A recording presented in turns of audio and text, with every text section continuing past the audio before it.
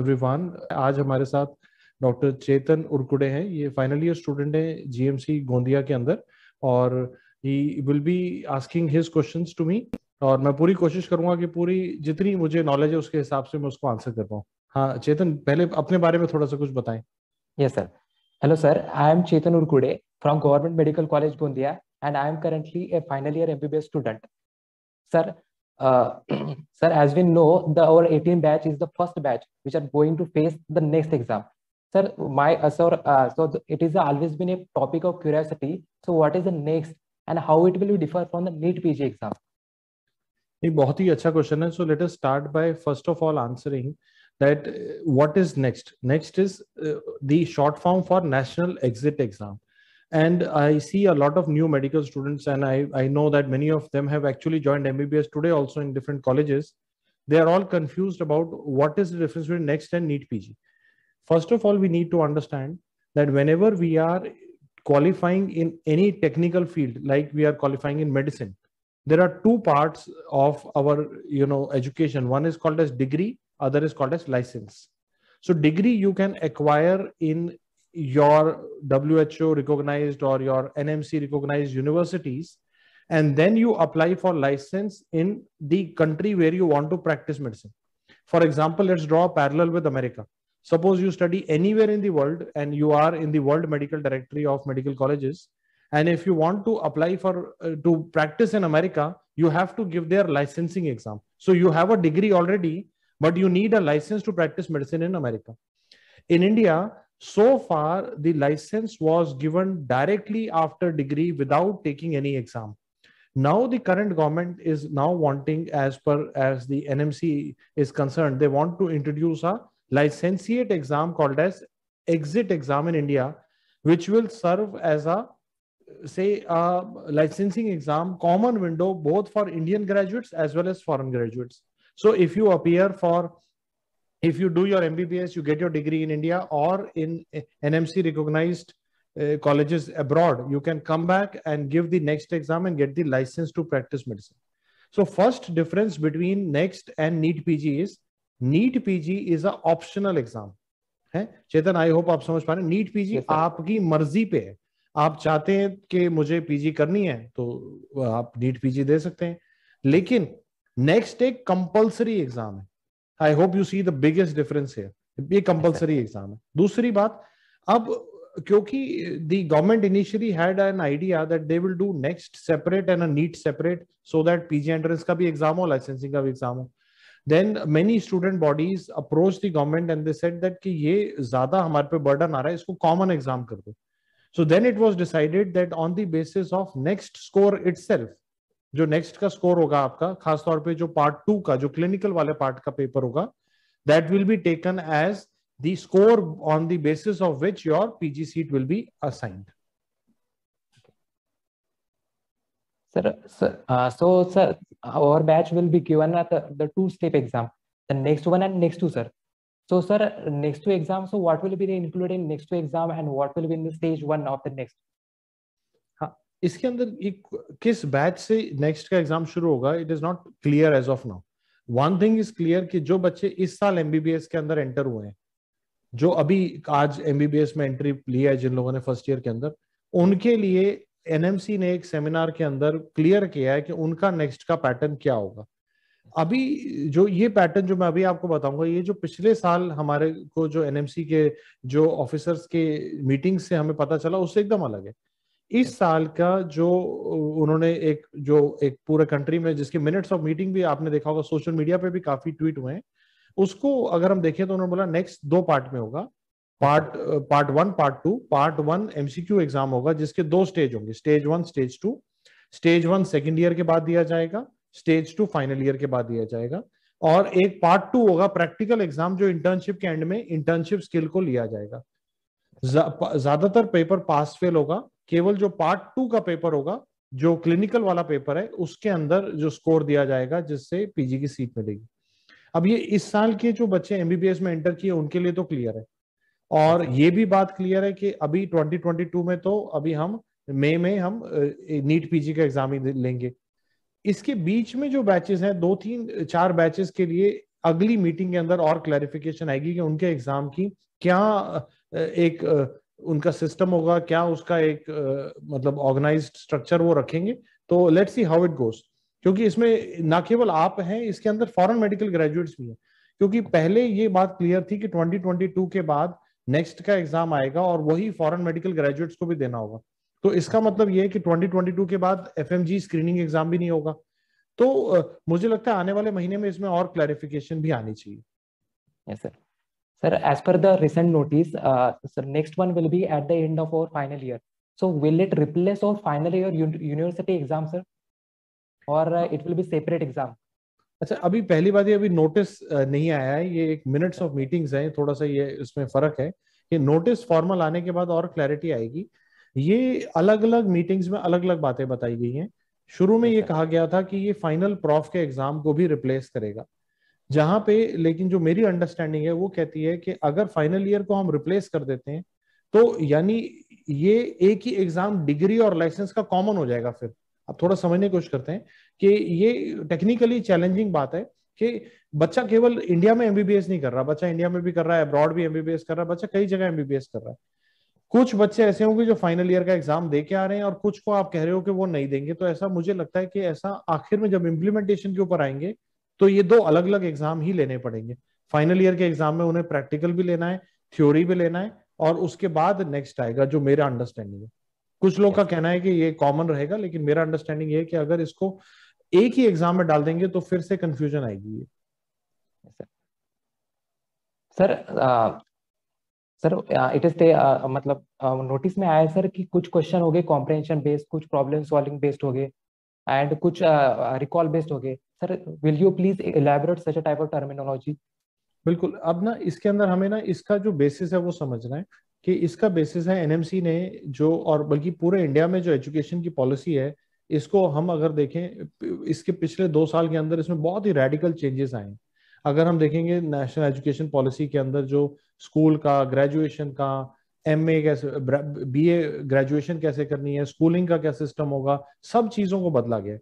उसी तरह से मेडिकल एजुकेशन के अंदर भी बहुत सारे चेंजेस को प्रपोज किया गया है, जिसमें से इम्पॉर्टेंट बात यह है कि एग्जाम को अब जो लर्निंग है जो बच्चे की, जो फर्स्ट ईयर एमबीबीएस ऑनवर्ड, वो competency based medical education curriculum जो सीबीएमई करिकुलम से होनी चाहिए, जिसमें उसको अर्ली क्लिनिकल एक्सपोजर हो।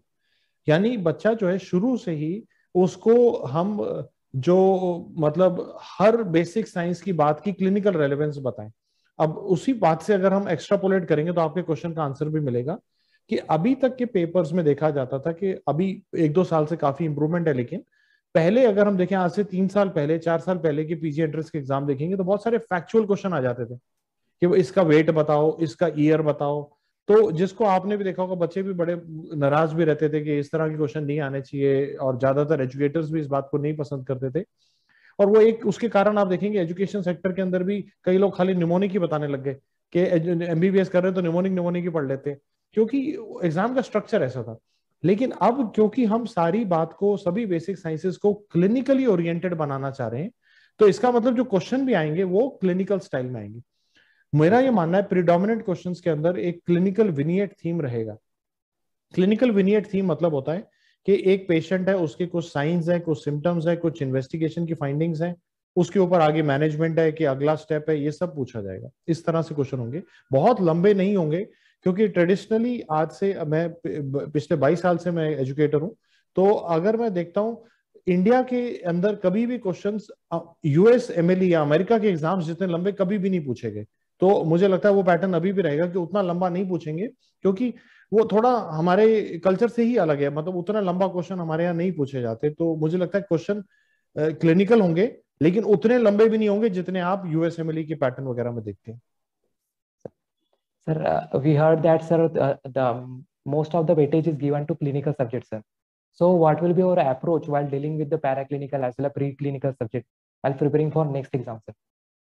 इसमें थोड़ा बेटा अभी मैं अभी आपको कहूंगा कि अभी आप सारे 19 सब्जेक्ट्स पढ़ें, अभी आप कंफ्यूजन में ना आए, क्योंकि अभी दो अलग अलग बातें हैं जो फ्लोट हो रही हैं। दोनों ही गवर्नमेंट बॉडीज की तरफ से इनिशिएटेड थी। एक उन्होंने 2021 में, 2022 2020 में बताया, एक अभी बताया, जिसके अंदर थोड़ा फर्क है। तो क्लिनिकल सब्जेक्ट्स की वैल्यू ज्यादा है, इंपॉर्टेंस ज्यादा है, ये बिल्कुल तय है बात, लेकिन हर बार ये बताया गया है कि बेसिक साइंसेस भी पूछे जाएंगे। तो इसका मतलब ये हुआ कि अगर हमें क्लिनिकल ज्यादा पूछना है लेकिन बेसिक साइंस भी पूछनी है, तो इसका मतलब है कि we are transitioning from subject wise learning to system wise learning. मैं आपको समझाता हूँ सिस्टम वाइज लर्निंग का क्या मतलब होता है। ये बाहर के देश में बड़ा ही नॉर्मल बात है, यूरोप में, अमेरिका में इसी तरह से डॉक्टर पढ़ते हैं कि इंडिया में ना एक आर्टिफिशियल डिवीजन बना दिया गया कि एक जगह आप कार्डियक एनाटॉमी पढ़ रहे हो, फिर आप हार्ट की फिजियोलॉजी पढ़ते हो। तो जहां एनाटॉमी फिजियोलॉजी का लिंक है, जिसको हॉरिजॉन्टल इंटीग्रेशन कहते हैं, कई बार बच्चा समझ नहीं पाता, फिर आप उसी की पैथोलॉजी समझते हो और उसको बाद में उसकी बीमारी और उसकी सर्जरी देखते हो।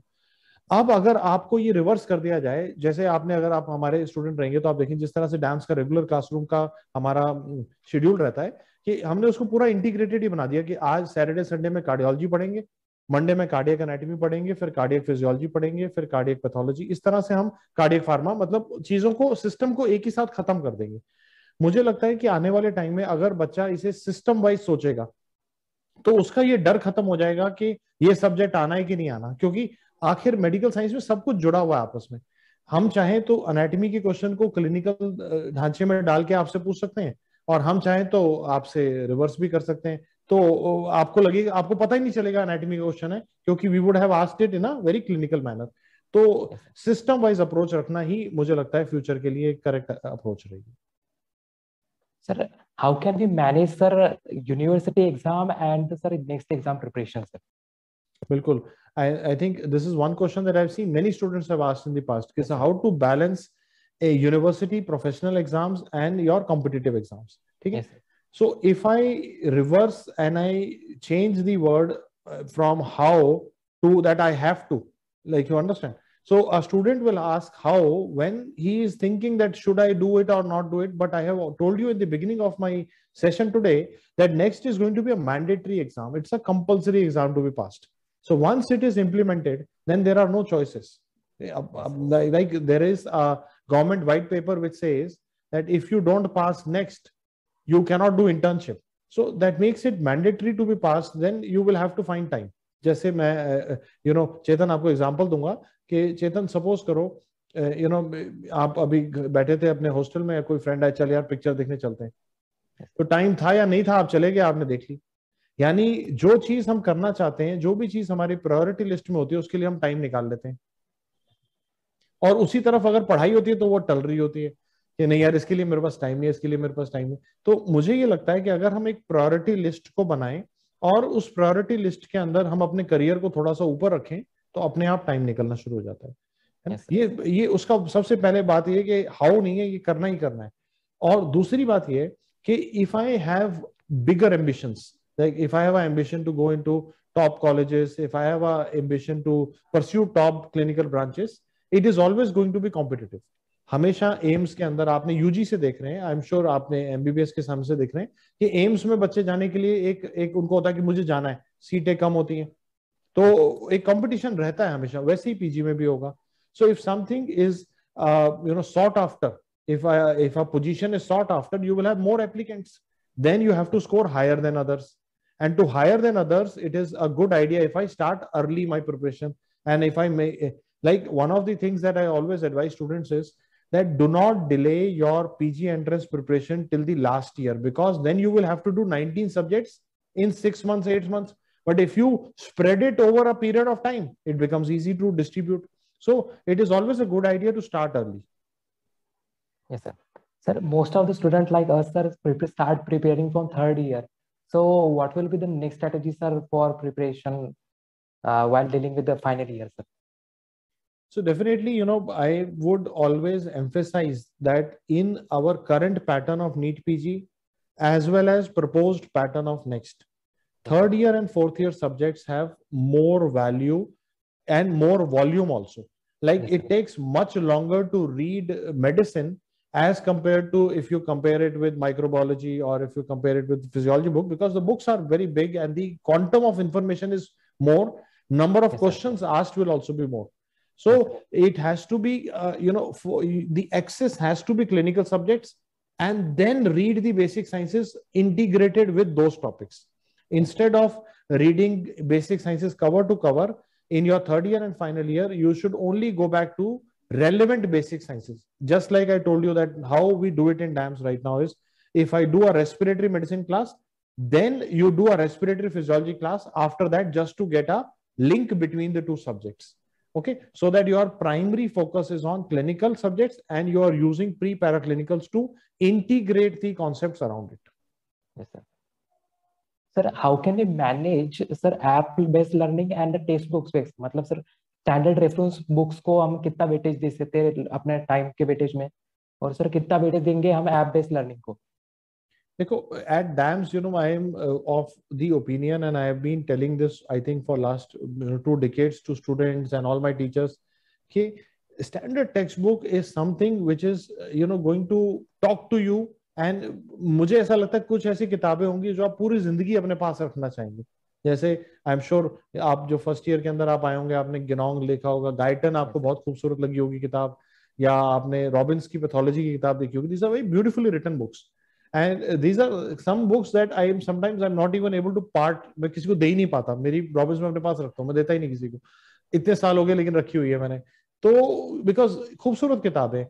तो although in today's era of e-learning, what has happened is lot of people are proposing and they're saying that one day everything will replace the textbooks. I beg to differ, because there is definitely, especially in a highly specialized science like medicine, like a course like MBBS, you need to have those standard textbooks.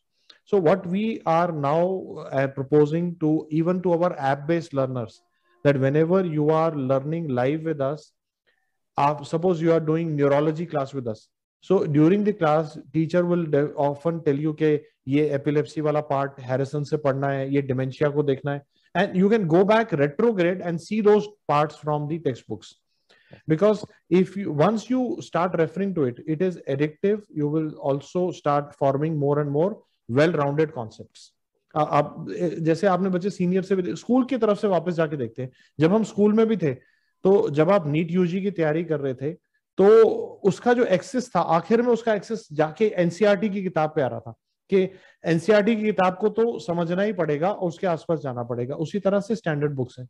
अगर मैं MBBS की standard books को देखूं, जो मुझे लगता है जो बहुत इंपॉर्टेंट है, फर्स्ट ईयर में I think गेनोंग is one standard books which makes so much sense later on.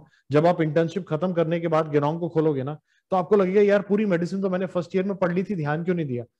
दूसरी है रॉबिन्स पैथोलॉजी, बहुत इंपॉर्टेंट किताब है, जो मैं हमारे प्री फाउंडेशन के बच्चों के साथ या सेकंड ईयर ट्यूशंस के बच्चों के साथ मैं बोलता हूँ, हमारे साथ में ही आप रॉबिन्स को पढ़ लो क्लासेस के साथ में. थर्ड ईयर के अंदर पार्ट्स पीएसएम बहुत इंपॉर्टेंट है. ये बात हो सकता है आपको अच्छी ना लगे, कई बच्चे कहते हैं सर पीएसएम बहुत बोरिंग है, लेकिन स्कोरिंग बहुत है, बहुत आएगा उसमें से पेपर में. एंड फाइनल ईयर में बेली एंड लव, हैरिसन्स, ये मुझे लगता है स्टैंडर्ड टेक्स्ट. बाकी छोटे सब्जेक्ट्स जो होते हैं उसमें काफी हद तक चीजें, जैसे रेडियोलॉजी है, डर्मेटोलॉजी है, ऑर्थोपेडिक्स है, फोरेंसिक है, जो हमारे ये जो शॉर्ट सब्जेक्ट्स हैं, ये काफी चीजें जो क्लास में कवर होती हैं वो एक्चुअल में यूजी टेक्स्ट बुक से ज्यादा ही कवर हो जाती है. तो आप इनको आप इस तरह से आप एक प्लान बना सकते हैं. और इन्हीं सब किताबों के साथ एक किताब का नाम मैं और लेना चाहूंगा जो मुझे लगता है सभी बच्चों को मदद करेगा, नेटर्स एटलस. जो एनाटॉमी की नेटर्स एटलस आती है, उसको अपना कंपेनियन बना लीजिए. एमबीबीएस बच्चे के लिए सबसे बड़ी जो प्रॉब्लम आती है शुरू से ही, कि ओरिएंटेशन नहीं है उसको. वो याद कर रहा है, उसको ओरिएंटेशन नहीं है कि पोस्टीरियर है, एंटीरियर है, लेकिन उसको क्लियर नहीं है कि कहाँ पे है. मतलब उसको रटा हुआ है कि ये नर्व उसके पोस्टीरियर जा रही है, लेकिन उसको पता नहीं कहाँ पे है. तो वो ओरिएंटेशन अगर वो बनाना शुरू करेगा विजुअलाइजेशन से, वो आप एनाटॉमी पढ़ते समय, सर्जरी पढ़ते समय, if you open Netter's Atlas and if you start visualising, it will become a habit which will help you to retain this ability even when you become a big famous surgeon.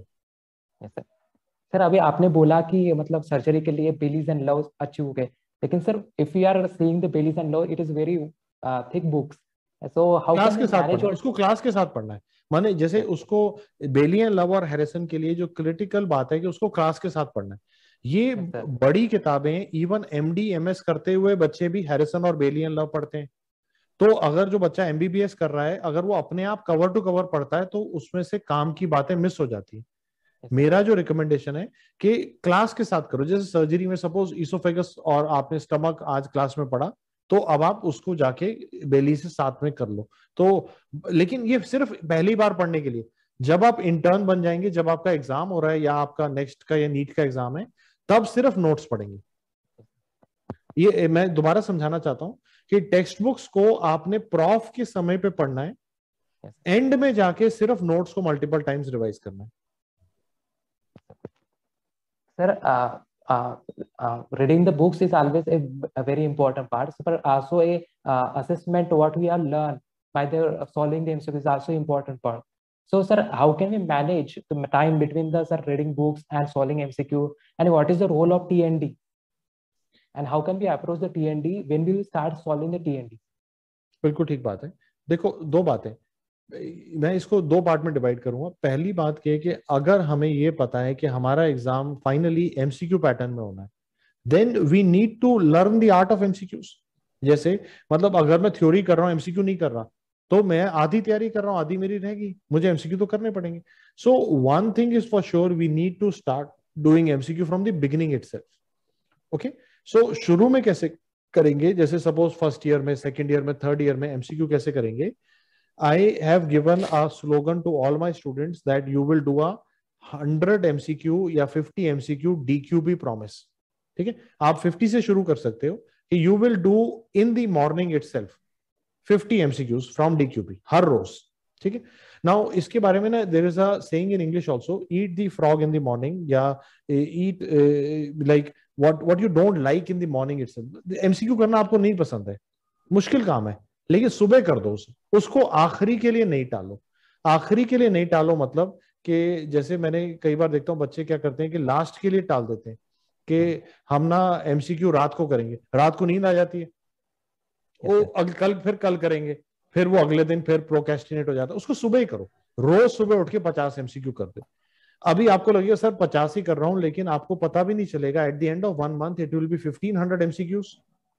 At the end of 10 months, it will be 15,000 MCQs that you will have done, and you will be at a very good position to solve your tests. Now, then this is an approach to question bank. But later on, you have to learn to give tests. Now, tests are of two types. One is the test and discussion course in DAMS, where we take a test and we do an elaborate discussion to revise the entire subject after it. है ना? So, TND ideally should be done in final year or internship or both. I know many toppers who do TND twice because every year we change the papers. So some they do two TND subscription, one in final year, one in internship, so that they are exposed to two sets of questions and discussions with the teachers. TND is conducted live, so there is a lot of doubt solving happening with the teachers all the time. So it's a good idea to do it in final year or internship, considering the NEET PG. Once next is announced, then final year will be the right time. Okay, and I also want to add a line here is, do not forget the value of giving grand test also. So when you become final year or you enter maybe 5-6 months into final year, once you've done your 19 subjects, start giving grand test also, because more tests you will give, more you will learn the art of giving test, art of approaching your mistakes, and then you will make less mistakes in the final exam, है ना? So the goal is, हमारा सबका गोल क्या है? हमारा गोल है कि जब हम हमारा एग्जाम दे रहे हो, हमारी गलतियां कम हो और हम अपनी एबिलिटी के हिसाब से परफॉर्म करें। असली कॉम्पिटिटिव एग्जाम में बहुत सारे बच्चे जो काबिलियत रखते हैं उतना रैंक नहीं ला पाते, क्योंकि वो गलतियां कर देते हैं, जिसको हम सिली मिस्टेक्स कहते हैं। And to reduce them, I need to develop my MCQ skill. I have explained step by step how to develop MCQ skill. Start by DQB promise, go on to TNDs, then go on to grand test. After every test, evaluate your mistakes and find out why it is happening. If you think something is happening again and again, if you think कोई गलती बार बार हो रही है, then write it in your wrong copy. Maintain a wrong copy, उसमें लिख दो यार ये मैं बार बार गलत करता हूँ, इसको लिख लेता हूँ ताकि एंड में रिवाइज कर लूँ। Okay, so that should be your approach. Sir, I think we have covered, sir, all the topics. Thank you very much, sir, for taking your precious time, sir. Thank you, Chetan. Thank you, Chetan, for coming live on this channel to ask your queries.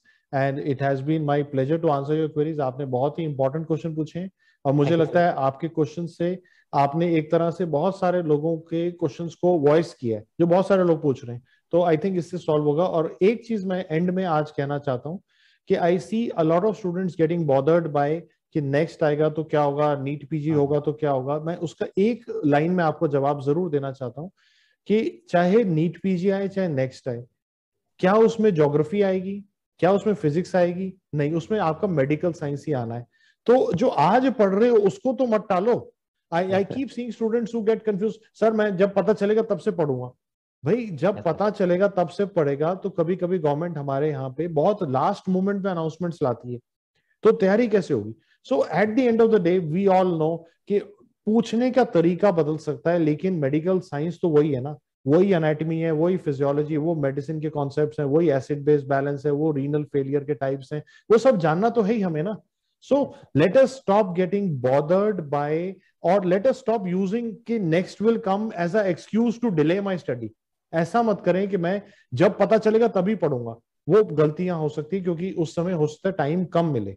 So it is important कि आना तो medical science ही है, concept बनाते हैं, MCQ practice करते हैं, you can never go wrong on this. I wish you all the best Chetan. Chetan, I Thank you, wish sir. you all the best, beta. God bless you. And stay in touch and do let me know if you have any more queries. We will come back again live and take your queries again. Best of luck, Yes. beta. Thank you, sir.